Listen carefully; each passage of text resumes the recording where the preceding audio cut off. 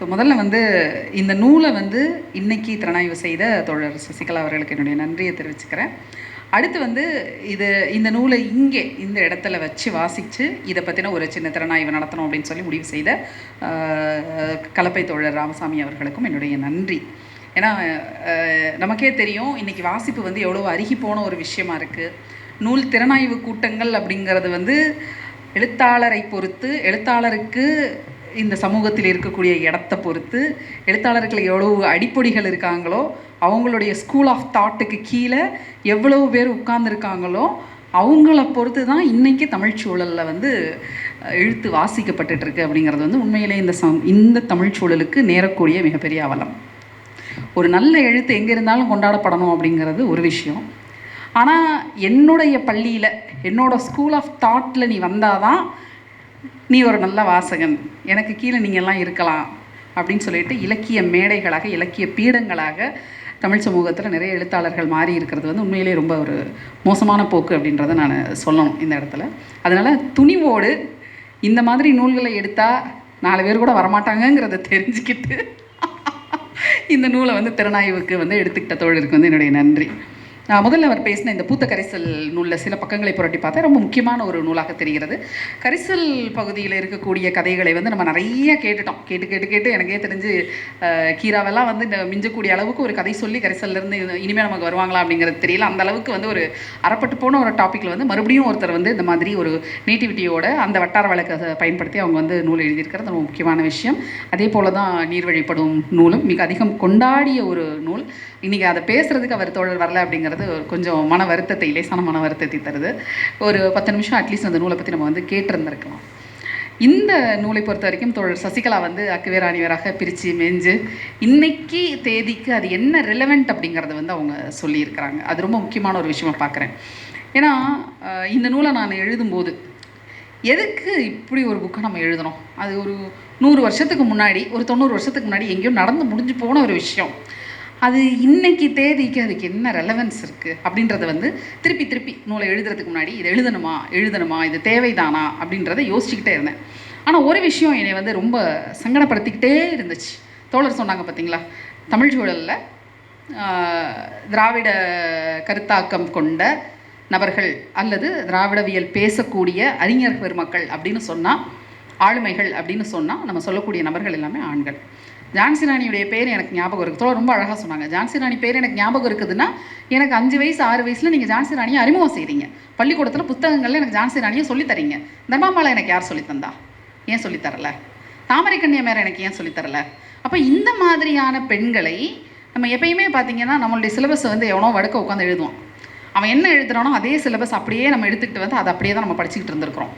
குறைந்தபட்சம் இப்போ தான் நம்மளுடைய மாநில அளவில் சிலபஸை நமக்கான நம்மளுடைய வரலாறை பேசக்கூடிய ஒரு சிலபஸை நம்ம பாடத்திட்டமாக நம்ம மாற்றியிருக்கோம். அப்போ பாடத்திட்ட மாற்றமே வந்து நமக்கு இவ்வளோ பெரிய சிக்கலுக்கு பிறகு, ஒரு பெரிய போராட்டத்துக்கு பிறகு தான் நமக்கு இங்கே நடந்திருக்கு. அப்படி எடுத்த அந்த பாடத்திட்டத்தை ஒரு புதிய கொள்கையை கொண்டு வந்து அப்படியே கபலீகரம் செய்கிறதுக்கு இன்றைக்கி இருக்கக்கூடிய மத்திய அரசு, ஒன்றிய அரசு முயற்சி செஞ்சிட்ருக்கு. அப்போது நம்மளை விட்டு என்ன வெளியே போகுது, அடுத்த தலைமுறைக்கு நம்ம கடத்த வேண்டிய ஒரு ரொம்ப முக்கியமான விஷயம் செய்ய முடியாமல் போகுதுங்கிறது எனக்கு கண்ணு முன்னாடி தெரியுது. அப்போது இதை எப்படியாவது அடுத்த தலைமுறைக்கு நான் கடத்தணும் அப்படிங்கிற ஒரு கடமை எனக்கு இருக்குது. ஒரு எழுத்தாளராக, ஒரு வரலாற்றாளராக, குறிப்பாக பெண்களை குறித்து எழுதும் ஒரு வரலாற்றாளராக இந்த புத்தகத்தில் இருக்கக்கூடிய பெண்களை பற்றி நான் பேசலைன்னா குறைஞ்சது இன்னொரு 10-20 வருஷத்துக்கு யாரும் பேச மாட்டாங்க. அதன் பிறகு இதை பேசக்கூடிய சூழல் இங்கே இருக்குமா அப்படின்னு என்னை கேட்டிங்கன்னா நிச்சயமாக இருக்க போகிறதில்ல. அப்போ இந்த மொழிங்கிறது ஏன் இன்றைக்கி வந்து ஒரு பெரிய, நம்ம சொல்லுவோம் இல்லையா, தான் இந்த பெட்டுன்னு சொல்லுவோம், படுக்கையில் இருக்கிற ஒரு முள் மாதிரி இன்றைக்கி மொழி இருக்குது நம்ம எல்லாருக்கும். ஒருத்தனை அடக்கணும்னா, ஒருத்தனை நீ ஒடுக்கணும்னா முதல்ல நீ அவன்கிட்ட இருக்கிற அவனுடைய பண்பாடை என்னோட கையில் எடுத்துக்கணும். அடுத்து அவனுடைய மொழி மேலே கை வைக்கணும். அந்த மொழியில் கை வைக்கிறதுனால என்ன ஆகுதுன்னா, நேரடியாக மொழியில் கை வைக்கிறது 1, இன்னொன்று அவனுடைய கல்வி மேலே கை வைக்கிறது 2.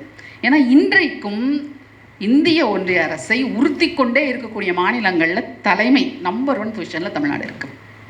முக்கியமான காரணம் நம்மளுடைய அபரிதமான அறிவு வளர்ச்சி. வேறு எந்த வளர்ச்சியும் அவனை டிஸ்டர்ப் பண்ணலை. உங்களுடைய அறிவு வளர்ச்சி அவனை வந்து குத்திக்கிட்டே இருக்குது, கொடைஞ்சிக்கிட்டே இருக்குது. அவனால் வந்து நிம்மதியாக இருக்க முடியலை. அப்போ இப்படி ஒரு சூழல் இருக்கக்கூடிய இந்த மாநிலத்தில் எதனால அவங்க இவ்வளவு மேலே வராங்க, எதனால இவங்க அறிவுபூர்வமாக சிந்திக்கிறாங்க அப்படின்னு பார்க்கும் பொழுது இந்த இயக்கம், திராவிட இயக்கம் வந்து இதுக்கு ஆற்றிய பங்கு, நம்மளுடைய அறிவு வளர்ச்சிக்கு அவங்க ஆற்றிய பங்கு ரொம்ப ரொம்ப முக்கியமானது. அப்போ சுயமரியாதை அப்படிங்கிறதுக்கு ஸ்பெல்லிங் என்ன அப்படின்னு சொல்லி வடக்கு இருக்கிறவன் இன்னமும் தேடிட்டு இருக்கிற காலகட்டத்தில் நம்ம சுயமரியாதை அப்படின்றதுக்கான இலக்கணத்தை பகுத்து வச்சிருக்கிறோம். சுயமரியாதை இல்லாத ஒரு வீட்டில் ஒரு பெண் வாழ முடியாது. இன்னைக்கு கேள்வி கேட்குறோம், எதிர்த்து கேள்வி கேட்குறோம். அப்போ இப்படி சுயமரியாதையை தூக்கி சுமக்கக்கூடிய தலைமுறையினராக அதனால் முன்னேற்றத்தை கண்ட தலைமுறையினராக நம்ம இங்கே மேலே வந்துட்டோம். அப்போ நம்ம அடுத்த தலைமுறைக்கு கடத்த வேண்டிய விஷயமாக இந்த பெண்கள் என்ன செஞ்சாங்க அப்படின்றத நம்ம சொல்ல வேண்டியிருக்கு. அப்போ முதல் மொழி போரில் பெண்களை பற்றி நான் எழுதணும் அப்படின்றப்ப தரவுகள் தேடி பெரியார் திடலில் இருக்கக்கூடிய விடுதலை, குடியரசு இந்த மாதிரி இதழ்கள் தான் பெரும்பாலும் வந்து இந்த நூலுக்கு அடிப்படை தரவுகளாக அமைஞ்சிருக்குது. அப்போ அதை பற்றி தரவுகள் திரட்ட போகும் பொழுது தான் இந்த நூலை எழுதும்போது இந்த விடுதலை போர், மொழிக்கான விடுதலை போர்ன்றது ஒன்று நடக்குது. அப்படி நடக்கும்போது அதில் வெறுமனே ஆண்களே கைதாகி போயிட்டு இருக்கிறாங்க. 37லேருந்து தொடங்கி நடந்துட்டுருக்குது போராட்டம். அப்போ பெரியார் ஒரு கட்டத்தில் என்ன ஃபீல் பண்ணுறாருன்னா, ஆண்களே வந்துக்கிட்டே இருக்கானே, இவனே கைதாகிறான், இவனே போராட்டம் பண்ணுறான், இவனே சிறைக்கு போகிறான், அதனால் பெருசாக எந்த இம்பேக்டும் இல்லை. ராஜாஜி அவருடைய கொள்கையிலிருந்து ஒரு இன்னுக்கு கூட அவர் நகராமல் அதே இடத்துல அப்படியே நிற்கிறாரு.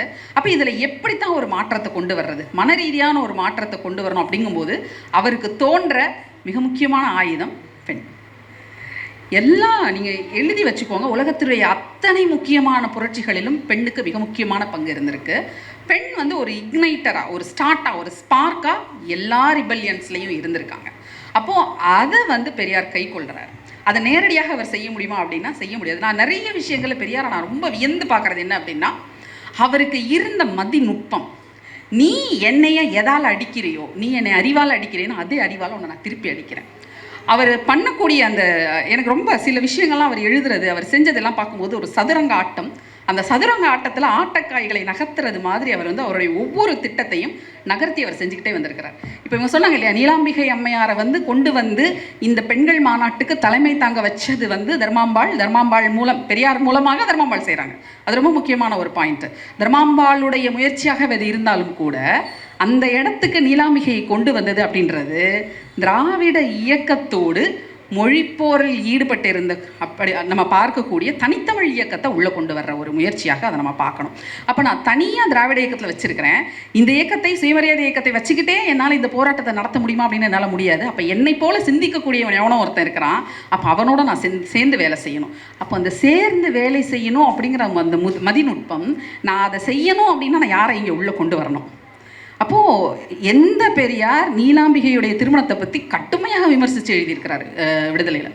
அப்போ அந்த விமர்சனத்தை தாண்டி இந்த பெண் இதற்கு தலைமை தாங்க வந்தால் நல்லாயிருக்கும் அப்படிங்கிற ஒரு இடத்துக்கு, இதை தான் நான் திருப்பியும் சொல்கிறேன், அரசியல் நுட்பம் இது.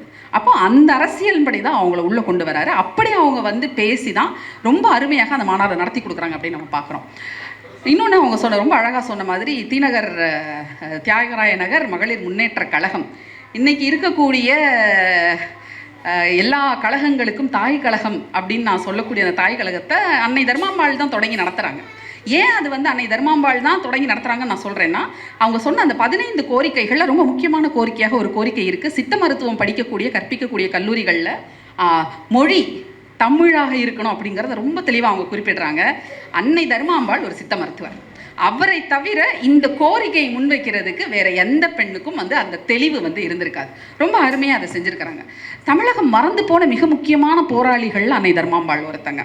ஏன்னா எனக்கு அவங்க சொன்னாங்களே, அவங்களுக்கு வந்து தாமரை கண்ணம்மையார் மேலே ஒரு பெரிய பற்றுதல் இருக்குது. எனக்கு அந்த மாதிரி வந்து தர்மாம்பாள் மேலே எனக்கு ஒரு மிகப்பெரிய ஒரு பற்றுதல் இருந்துச்சு.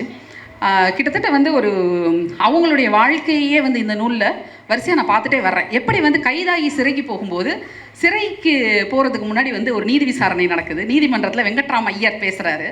வெங்கட்ராம ஐயருக்கும் இவங்களுக்கும் இடையே நடக்கக்கூடிய அந்த கான்வர்சேஷன் கிளாசிக், சான்ஸே இல்லை.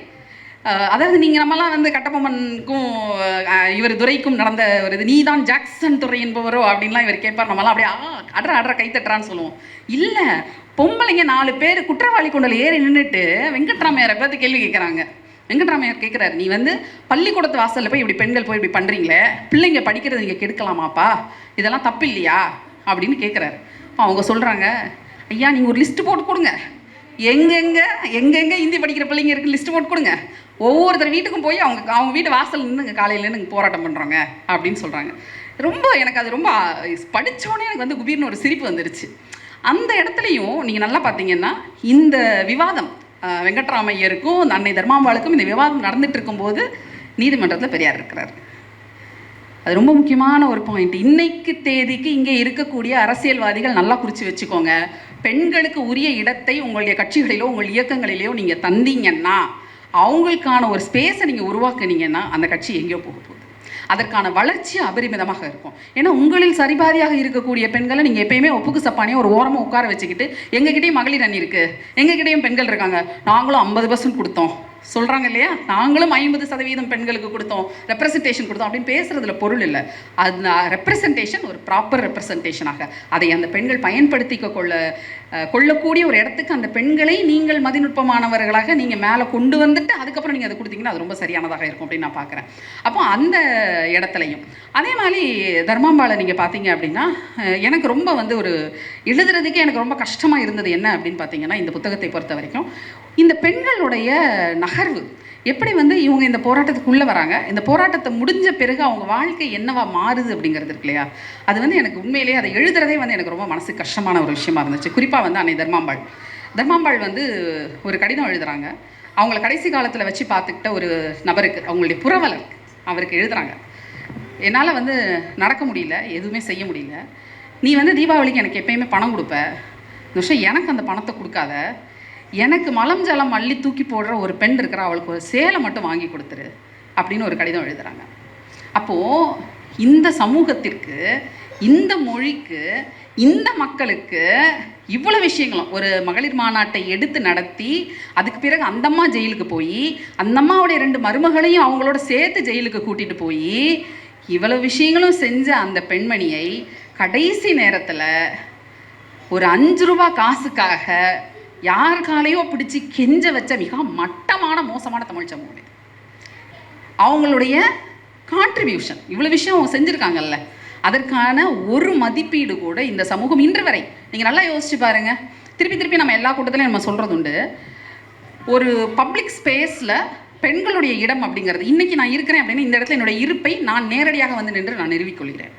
என்னுடைய கடந்த தலைமுறை பெண்களுடைய இருப்பை நான் எப்படி நிறுவுறது? மெரினாவில் 1000 சிலை வச்சுருக்கீங்கல்ல, எத்தனை பெண்களுக்கு நீங்கள் சிலை வச்சுருக்கீங்க? கற்பனை கதாபாத்திரத்துக்கு ஆளுக்கு முன்னாடி வைக்கிறீங்கல்ல, நீதி கேட்டால் சொல்கிறீங்கல்ல, உங்களுக்காக சிறைக்கு போன பெண்கள் யாராவது ஒருத்தர் சிலையை நீங்கள் வச்சுருக்கலாம்ல. இயக்கங்கள், திராவிட இயக்கங்கள் தான் பின்னாடி திராவிட கட்சிகளாக மாறுது. திராவிட கட்சிகள் கையில் தான் ஆட்சி அதிகாரம் இருக்குது. 70 ஆண்டுகளாக ஆட்சி அதிகாரம் உங்ககிட்ட இருக்குது. ஒரு பெண்ணுக்கு உங்களால் சிலை வைக்க முடிஞ்சிச்சா? ஏன் இல்லை? இவங்க சொல்கிறாங்கல்ல பப்ளிக் மெமரி அப்படிங்கிறது இருக்கு இல்லையா, அந்த பப்ளிக் மெமரியில் ஒரு பெண் நிற்கணும் அப்படின்னா அந்த பெண் ஒரு உருவச்சிலையாக இருந்தால் மட்டும்தான் நிற்க முடியும். இத்தனை ஆண்கள் ஏன் நிற்கிறாங்க? உழைப்பாளர் சிலை யாருன்னே தெரியாத, முகமறியாத ஒரு 4-5 ஆண்கள், அவ்வளோதான். ஆனால் அது நம்மளுடைய மெமரியில் இருக்குதில்ல. காந்தி சிலை இருக்குதில்ல. ஏன் அப்போ திராவிட இயக்கத்தை சேர்ந்த ஒரு பெண்ணுக்கு கூட சிலை இல்லை? தயவுசெய்து ஜெயலலிதாவுக்கு சிலை வச்சுருக்காங்கன்னு சொல்லிடாதீங்க. நான் அவங்கள வந்து திராவிட இயக்க பெண்ணை பார்க்கவும் இல்லை, அவங்கள அந்த வரைமுறைக்குள்ளே நீங்கள் கொண்டு வரவும் முடியாது. அப்போ ஒரு தலைமுறை பெண்களே அவங்களுடைய உடல் உழைப்பை, அவங்களுடைய அறிவை, அவங்களுடைய நேரத்தை, அவங்களுடைய எமோஷனை இவ்வளோத்தையும் ஒரு இயக்கத்துக்குள்ளே கொட்டி இருக்காங்கன்னா அந்த இயக்கம் அவர்களுக்கு திரும்பி என்ன செய்தது அப்படிங்கிற அந்த கேள்வியை வந்து நான் இந்த புத்தகத்தின் மூலமாக எடுத்து வைக்கிறேன். ஏன்னா என்னால் இதைத்தான் செய்ய முடியும். இந்த சமூகம் இதை தாண்டி இன்னும் நிறைய செய்யலாம். குறிப்பாக இங்கே இருக்கக்கூடிய அரசியல் கட்சிகளை தாண்டி இன்னும் நிறைய செய்யலாம். இதில் வந்து ஒடுக்குமுறைக்கு ஆளானவர்கள் பெண்கள், அதில் எந்த விதத்துலையும் சந்தேகமே கிடையாது. ஆனால் இரட்டை ஒடுக்குமுறை, அதாவது பெண் அப்படிங்கிற பாலின ஒடுக்குமுறை ஒரு பக்கம், ஒடுக்கப்பட்ட சாதியை சேர்ந்த பெண் அப்படிங்கிறதுனால இன்னொரு ஒடுக்குமுறை, சாதிய ரீதியான ஒடுக்குமுறை சந்தித்த பெண்களும் இந்த நூலில் இருக்கிறாங்க. அது ரொம்ப முக்கியமான பெயர் மேரி சவுந்தரம். அந்த மேரி சவுந்தரம் அமிர்தநாயகம் அப்படிங்கிற அந்த கேரக்டரை வந்து நான் கிறிஸ்தவத்தில் ஜாதி நூல், அந்த நூலுக்கான ஆய்வுகள் செய்யும்போது தான் 1932 கும்பகோணத்தில் நடந்த ஒரு ஒடுக்கப்பட்ட சாதியினர் மாநாடு, அந்த மாநாட்டை வந்து இந்த பெண் ஏற்பாடு செய்து இவர் நடத்துகிறாங்க, அதுக்கு தலைமை தாங்கி இந்த பெண் நடத்துகிறாங்கங்கிறத நான் பார்க்குறேன். அதற்கு பிறகு தான் இந்த பெண்ணை வந்து நான் தேடுறேன், யார் இந்த மேரி சௌந்தரி அமிர்தநாயகம்ன்ற கேரக்டரு. நாகப்பட்டினத்தில் அவங்க ஒரு நர்ஸாக இருக்கிறாங்க. பார்த்துட்டு இருக்கிற அந்த அரசு பணியை உதறிட்டு அவங்க அரசியலுக்குள்ளே வராங்க. அதன் பிறகு அவங்க இந்த கும்பகோணத்தில் நடக்கக்கூடிய இந்த ஒடுக்கப்பட்ட ஒரு மாநாடை எடுத்து நடத்துகிறாங்க. அப்படியே திராவிட இயக்கத்துக்குள்ளே அந்த பெண் வராங்க.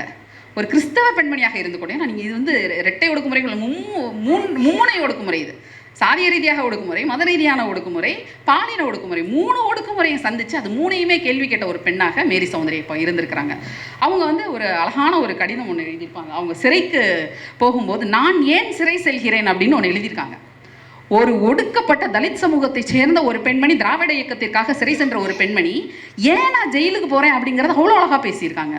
அது என்ன சொல்கிறாங்க, இந்த மாநாட்டை வந்து பார்க்குறதுக்கு எனக்கு வாய்ப்பு கிடைக்கல, இந்த பெண்கள் மாநாடு நடந்ததை நான் வந்து பார்க்கல, என்னால் அங்கே வர முடியல. ஆனால் இந்த பெண்கள் எல்லோரும் இதை செய்வதற்கு முன்பாகவே, இது நடக்கிறது 38ல், ஆனால் 32லேயே இந்த மாதிரி ஒரு மாநாடை நான் எடுத்து நடத்தியிருக்கேன். நான் அப்போ வீட்டில் சும்மா இருக்கலாமா? அப்போ எனக்கு ஒரு கடமை இருக்குல்ல, அந்த கடமைக்காக நான் என்னுடைய மொழிக்காக என்னுடைய சகோதரிகளோடு சேர்ந்து நான் சிறை செல்கிறேன் அப்படின்னு அவங்க ஒரு கடிதம் எழுதுகிறாங்க. இன்றைக்கி நீங்கள் பார்த்தீங்கன்னா கூட ஒடுக்கப்பட்ட சமூகத்தை நம்ம பிற்படுத்தப்பட்ட சமூகத்திலிருந்து ரொம்ப நாக்காக தனியாக பிரித்து எடுத்துக்கிட்டு போய் அதை வைத்து அரசியல் செய்யக்கூடிய ஒரு பணியை வந்து இப்போ இங்கே நம்ம இன்னும் பேசிகிட்டு இருக்க இந்த நேரத்தில் இங்கே வந்து நம்முடைய மிக முக்கியமான பிரதான எதிர்க்கட்சியாக இருக்கக்கூடிய நம்முடைய பாஜக வந்து செஞ்சிட்ருக்கு. அப்போது இங்கே இருக்கக்கூடிய ஒடுக்கப்பட்ட மக்கள், குறிப்பாக ஒடுக்கப்பட்ட பெண்கள், அவங்களுக்கு இருந்த அரசியல் என்ன அப்படிங்கிறத நம்ம இங்கே பேச வேண்டியது அவசியமாகுது. அதில் ரொம்ப முக்கியமாக ஐக்கன்ஸாக இருந்த பெண்களை நம்ம வந்து முன்னிறுத்த வேண்டிய ஒரு அவசியம் இருக்குது. அதனால தான் புத்தகத்துடைய அட்டை படத்திலேயே நான் வந்து மேரி சௌந்தரியோட படத்தை வச்சே ஆகணும்னு கேட்டு வச்சேன்.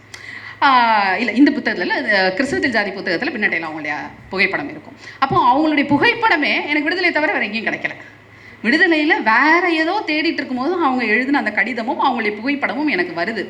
இதில் நடந்திருக்கிற ரொம்ப முக்கியமான டாக்குமெண்டேஷன் என்ன அப்படின்னா, விடுதலையிலையும் குடியரசுலையும் இந்த பெண்களுடைய புகைப்படங்கள், குழந்தைகளோட, அந்த 3 வயசு குழந்தை, 5 வயசு குழந்தை, அதோட இந்த பெண்கள் சிறைக்கு போகும்போது பிள்ளைங்களை வந்து ரொம்ப ப்ரௌடாக, ஒரு பெருமையாக வந்து குழந்தைகளை தூக்கிக்கிட்டு ஃபோட்டோவுக்கு வந்து அவங்க போஸ்ட் கொடுத்துருக்காங்க. போகிறது ஜெயிலுக்கு, ஆனால் வந்து போஸ்ட் கொடுக்கறதுக்கெலாம் ஒன்றும் குறைச்சலே இல்லை. அவ்வளோ அட்டகாசமாக போஸ்ட் கொடுத்து அந்த பெண்கள் வந்து புகைப்படங்கள் எடுத்துருக்கிறாங்க. அப்போது இது ரொம்ப முக்கியமான ஒரு வரலாறாக நான் பார்க்குறேன். எல்லாமே இருக்குது, புதுசாக வேறு எங்கேயோ போய் நான் தேடி ஏதோ பயங்கரமாக அகலாராய்ச்சியெல்லாம் பண்ணி நான் இந்த தகவல்களை சொல்லலை. எல்லாமே குடியரசு இதழில், எல்லாமே விடுதலை இதழில் ஏற்கனவே இருக்குது. இருக்கக்கூடிய விஷயங்களை ஒன்றாக சேர்த்து தொகுக்கிறது மட்டும்தான் நான் இதில் வந்து செஞ்சுருக்கிறேன். குறிப்பாக உண்மையிலே சொன்னால் இது வந்து ஒரு தொகுப்பு நூல் தான்.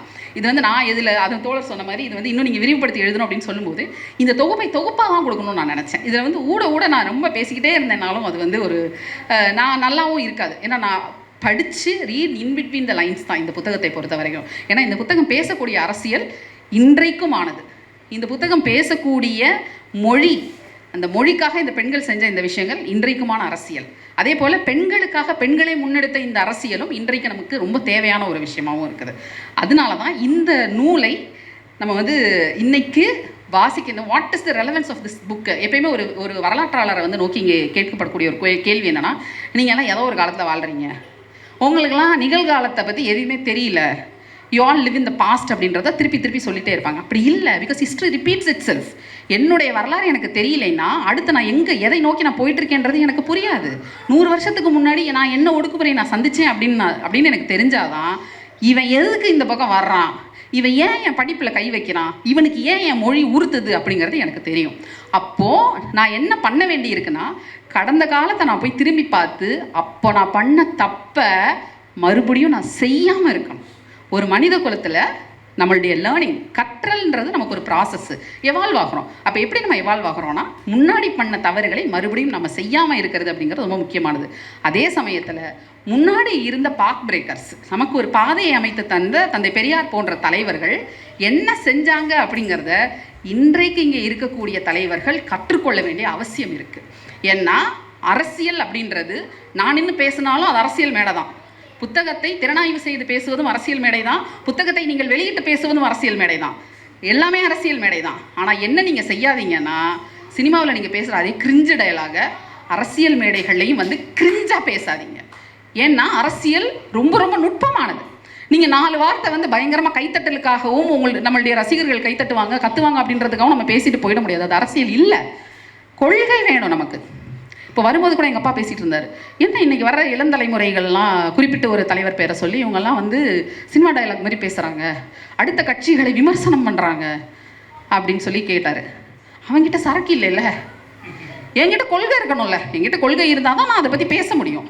என்கிட்டே காளி பெருங்காய டப்பா நான் வச்சுருக்கேன், அதுக்குள்ளே இங்கிட்டு இருந்து ஒரு 4 ஸ்பூனு, அங்கிட்டு இருந்து 4 ஸ்பூனு, இங்கிட்டு இருந்து எல்லாத்தையும் அப்படியே பறித்து, கொஞ்சம் அம்பேத்கரத்தை பறிச்சிக்க, கொஞ்சம் பெரியாரத்தை பறிச்சிக்க, கொஞ்சம் பகவத்கீதையிலேருந்து எடுத்து போட்டுக்க, எல்லாத்தையும் கலக்கி குலுக்கி ஒரு மில்க் ஷேக்கு போட்டு அடித்து நான் கொள்கைன்னு நான் வச்சுருக்கேன். அப்போ என்கிட்ட என்ன எண்ண தெளிவு இருக்கும், என்கிட்ட என்ன இருக்கும்? அப்போ என்கிட்ட எல்லாத்தையும் மொத்தமாக கலந்து கட்டி எக்ஸாக்ட்லி அதை சொல்ல விரும்பலை. அப்போ அதுதான் நம்மக்கிட்ட இருக்குது. இந்த இயக்கம் இருக்கு இல்லையா, இன்றைக்கி நம்மக்கிட்ட இருக்கிற இந்த சுயமரியாதை இயக்கத்துடைய தொடர்ச்சியாக தான் இன்றைக்கி நம்ம இந்த திராவிட கட்சியை பார்க்குறோம். திராவிட கட்சின்னு தெளிவாக சொல்லிட்டேன், கட்சிகள் கிடையாதுங்க தமிழ்நாட்டை பொறுத்த வரைக்கும், ஒரே கட்சி தான். அப்போ இந்த இடத்திற்கு நம்ம இன்றைக்கி நகர்ந்து வந்திருக்கிறோம் அப்படின்னா இது ஒரு மிகப்பெரிய போராட்டத்துடைய பலனாகத்தான் இங்கே இருக்குது. ஒரு 60-70 வருஷ காலம் போராட்டத்துடைய பலனாக தான் இப்போ ஒரு 5 வருஷ ஆட்சி காலம் இவங்களுக்கு கிடச்சிருக்கு, சும்மா கிடைக்கல இந்த ஆட்சி. அப்போ அப்படி கிடைத்திருக்கக்கூடிய இந்த விஷயத்த இங்கே இவர்களுக்குள் இருக்கக்கூடிய ஒரு ஒற்றுமையை, ஒரே விஷயத்துக்கு நாங்கள் ஒன்றா நிற்கிறோம், பாசிசத்துக்கு எதிராக நாங்கள் ஒன்றா நிற்கிறோம் அப்படின்னு சொல்கிறத எப்படியெல்லாம் பிரிக்க முடியுமோ, எப்படியெல்லாம் துண்டாட முடியுமோ அப்படியெல்லாம் துண்டாடி கொண்டிருக்கக்கூடிய கூட்டங்களை தான் நம்ம பார்க்குறோம். ஒவ்வொரு ஒரு 2 வருஷத்துக்கும் புதுசாக ஒரு தலைவர் இங்கே உருவாகி வர்றாரு, புதுசாக ஒரு கொள்கை கூட்டம் வருது. ஆனால் அது நீடித்து நிலைத்திருக்குமா அப்படிங்கிற ஒரு கேள்வி இருக்குதுல்ல. கொள்கை உங்ககிட்ட ஸ்ட்ராங்காக இருந்தால் மட்டும்தான் உங்களால் நீடித்து நிற்க முடியும். இல்லாட்டி தமிழகம் மாதிரியான ஒரு இடத்துல, தமிழ்நாடு மாதிரியான ஒரு மாநிலத்தில் கொள்கை இல்லாமல் நீங்கள் நிற்பது அப்படிங்கிறது கைத்தடி உங்களுக்கு வேணுங்க. நீங்கள் யாராக வேணாலும் இருந்துட்டு போங்க, ஆனால் பெரியாரின் கையில் இருந்த அந்த கைத்தடி உங்ககிட்ட இல்லைன்னா உங்களால் தமிழ்நாட்டில் எதுவுமே செய்ய முடியாது. அப்போ இங்கே இருக்கக்கூடிய பெண்கள் இல்லாமலும் உங்களால் எதுவும் செய்ய முடியாது. இந்த பெண்களை முக்கியப்படுத்தி இவர்களை மையப்புள்ளியாக உள்ளே கொண்டு வந்து எழுதுனது தான் இந்த முதல் மொழி போரில் பெண்கள் அப்படிங்கிற இந்த புத்தகம். எனக்கே இதை எழுதும்போது என்ன ஒரு பெரிய சந்தேகம் வந்துச்சுன்னா, முதல் மொழி போரில் இவ்வளோ பெண்கள் இருக்காங்கல்ல, 2வது மொழி போரில் இந்த பெண்கள் எங்கே போனாங்க? காணோம். இந்தியாவுக்கு விடுதலை கிடைக்கிற வரைக்கும் தெருக்களில் இறங்கி நின்று போராடிய பெண்கள் இந்திய விடுதலைக்கு பிறகு எங்கே போனாங்க? பொதுவெளியில் அவங்க எங்கே? பொதுவெளியில் பெண் எங்கே அப்படிங்கிற ஒரு கேள்வி எனக்கு தோணுனதுனால தான் நான் பின்னாடி திரும்பி போய் அங்கே இருக்காங்கன்றதை நான் பார்த்துட்டு வர்றேன்.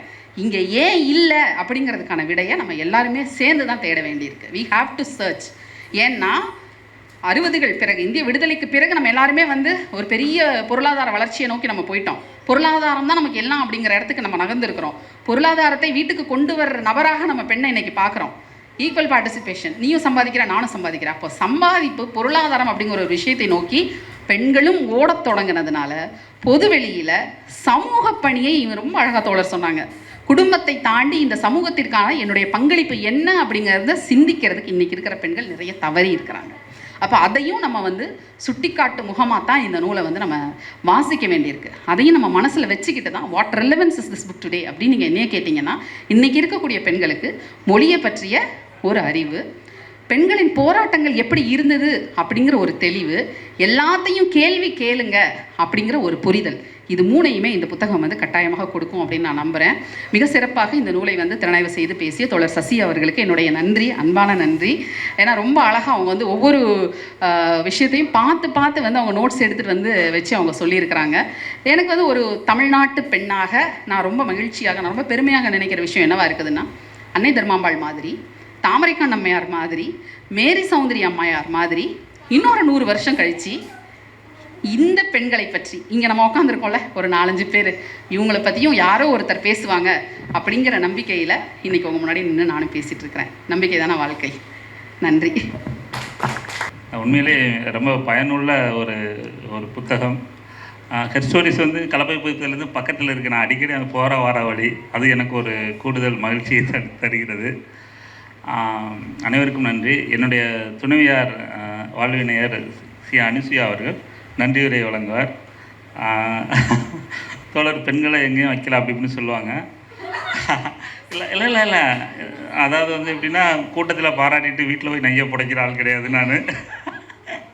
வாழ்க்கை அதை அவங்க புரிஞ்சுக்கிறோம், கற்றுக்கிறோம். அவங்கள மாதிரி அவங்கள கல்டிவேட் ஆகிறதுக்கான முயற்சிகளில் உண்மையான பெரியாரியராக என்ன செய்யணுமோ அதை நாங்கள் பண்ணிக்கிட்டு இருக்கிறோம்.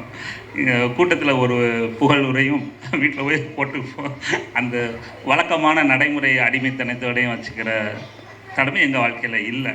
அதை அவங்க சொல்லணும். இருந்தாலும் நான் அவங்க ரொம்ப கூச்சலாக நான் பதிவு பண்ணிக்கிறேன். இன்றைக்கி நிகழ்ச்சிக்கு பங்கேற்ற அனைவருக்கும், எழுத்தாளருக்கும், நான் இதுக்கு முன்னாடி பேசுனது கிடையாது, இன்றைக்கி திடீர்னு பேச வச்சோம். எழுத்தாளர் நிவேதா லூயிஸ் அவர்களுக்கும், பேராசிரியர், உதவி பேராசிரியர் அனைவருக்கும், வந்தவர் அனைவருக்கும் மிக்க நன்றி. நிகழ்ச்சி ரொம்ப அருமையாக இருந்தது. நான் இது 2வது டைம் இப்போ நிகழ்ச்சி பார்க்குறேன். எல்லா நிகழ்ச்சியுமே சிறப்பாக போயிட்டுருக்குது. இன்றைக்கி பங்கேற்ற நிகழ்ச்சியில் நான் நிறைய கற்றுக்கிட்டேன், தெரிஞ்சுக்கிட்டேன். எனக்கு அது ரொம்ப ஹாப்பியாக இருக்குது. ஏன்னா நானும் நீங்கள் சொன்ன பெண்கள் லிஸ்ட்டில் தான் இருக்கிறேன்.